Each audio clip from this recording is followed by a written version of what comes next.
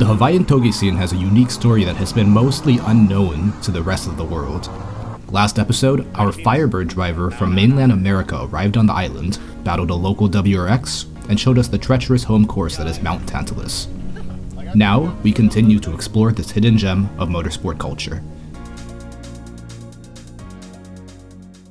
Before we go deeper into Hawaiian canyon driving, let's quickly have a rundown about the history of Touge in general, since there are a lot of misconceptions.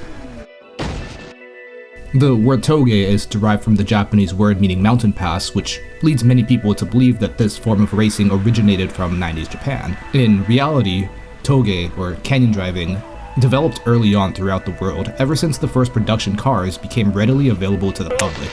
I hate this channel. No! No! You may have heard of the bootlegging or moonshining era in North American history, where drivers would transport illegal alcoholic beverages in discrete cars built for rough terrain.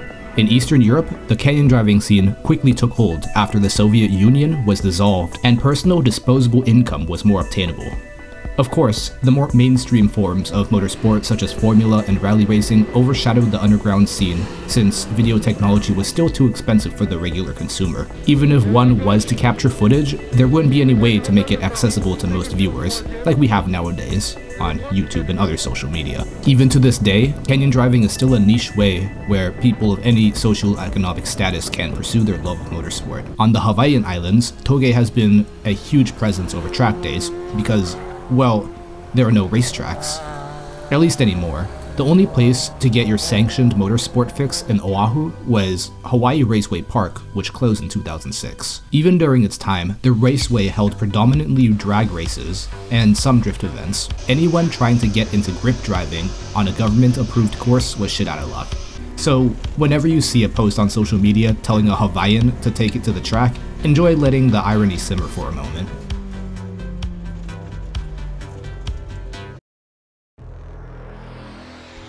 We continue our series with another Touge battle on the main course Tantalus, this time with the WRX driver in Group C, Cherri, chasing an NA Mazda Miata from Group A. We see this type of matchup often in mainland America, a modern all-wheel drive versus the classic Miata. Given the seat time difference and the type of terrain they're dealing with on Tantalus, it'll be interesting to see what will happen. Hey, as long as no music going, anything goes. I can see it again. Oh. Not with the hard R. No hard R. My neighbor. Yep. Good. Again? My neighbor. Yep. Again. Let's do this.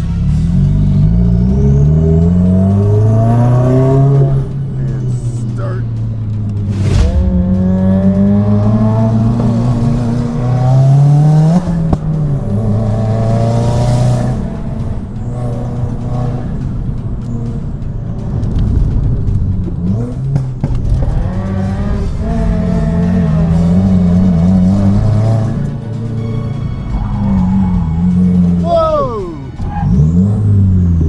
Good.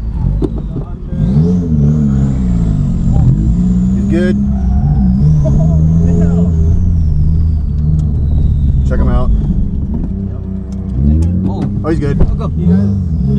Oh, his light fell off. That's what happened. Yep, yeah, it's done. This is a license plate.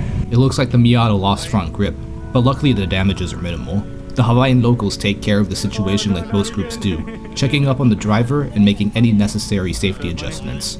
There is a preconception that crashes will occur more frequently with the inexperienced drivers, which is statistically true, but this is a reminder that these mishaps can happen to anyone.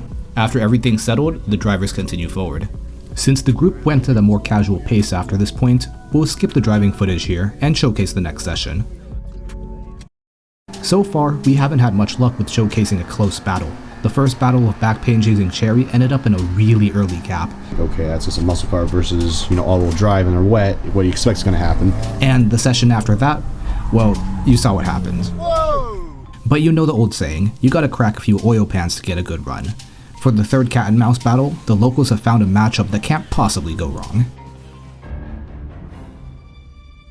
Two NA Mazda Miatas with similar enough setups are running an uphill portion of Tantalus known as Light to Dark. The name refers to the light of Hawaii's capital city, Honolulu, fading away as you drive up the mountainside. Let's first meet our contestants. The paint's still in pretty damn good condition considering the hell it's been through. What? This in general, the paint.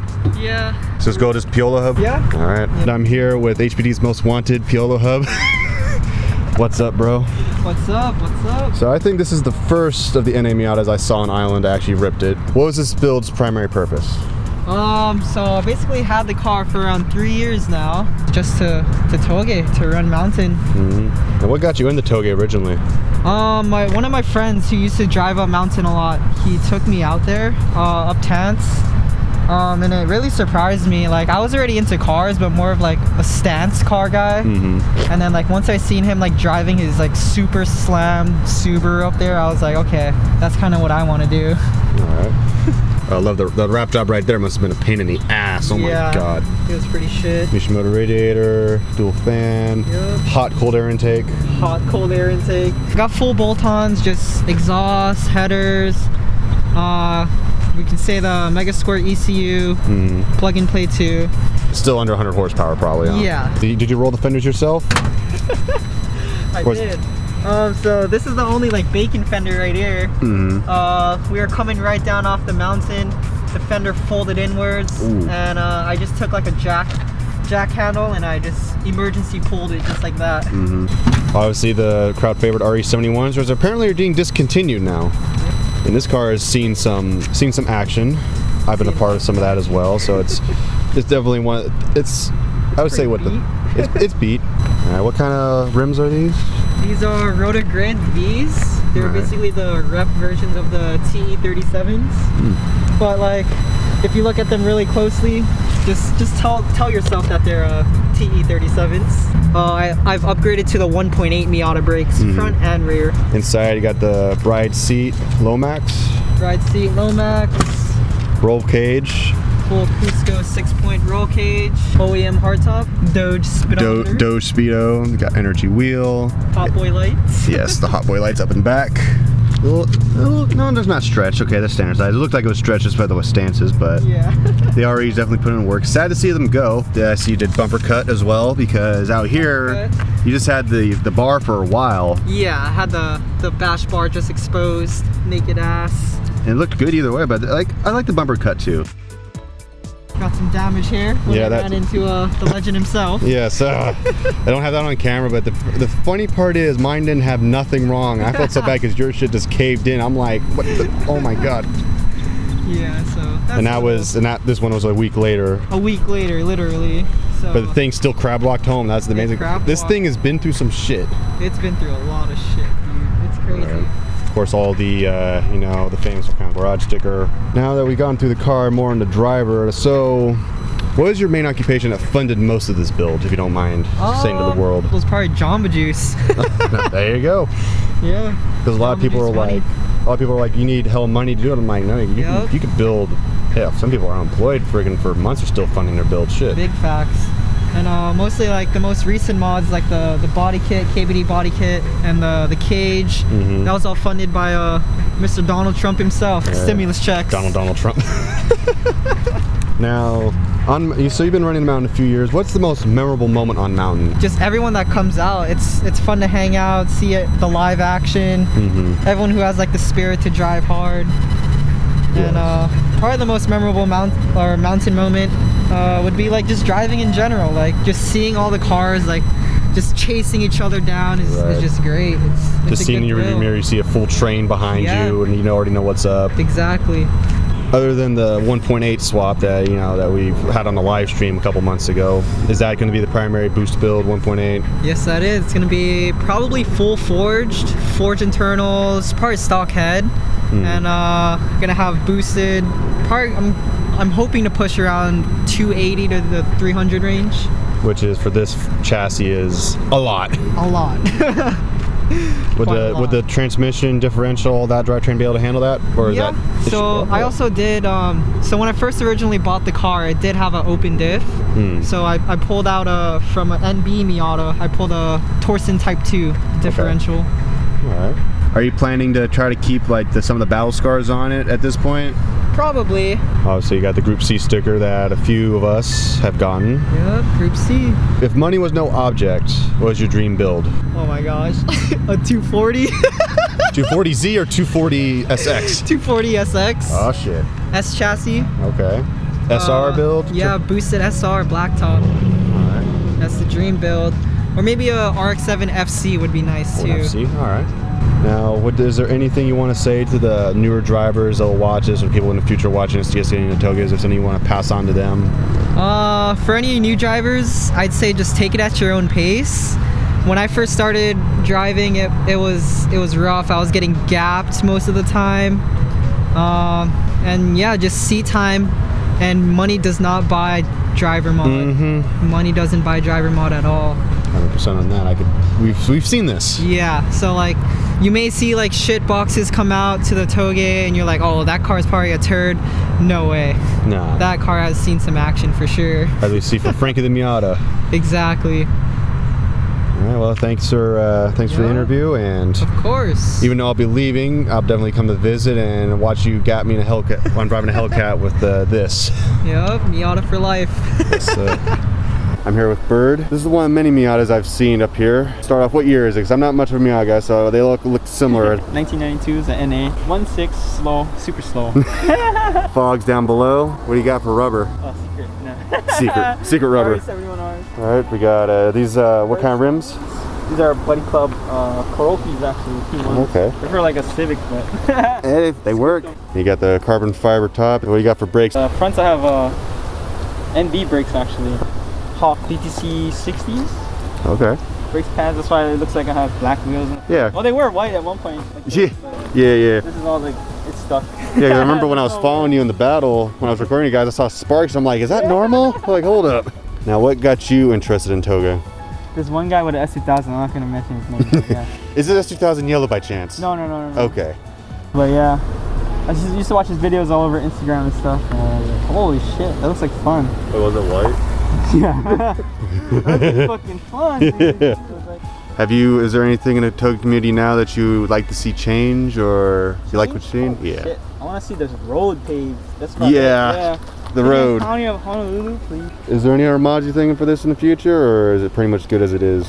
I think the only thing coming soon is a 1.8 swap, because this 1.6 is terrible. Is it tired or just terrible? It's just slow. In terms of matchup, these two Miatas are fairly similar. Same 1.6 liter engine and the classic RE71Rs as a tire choice. Also, they both had their girlfriend in the car during the run, surprisingly enough. The biggest difference is the seat time, with Bird having one more year on Tantalus than Piolo, while setting a pace that puts him in the Group A category.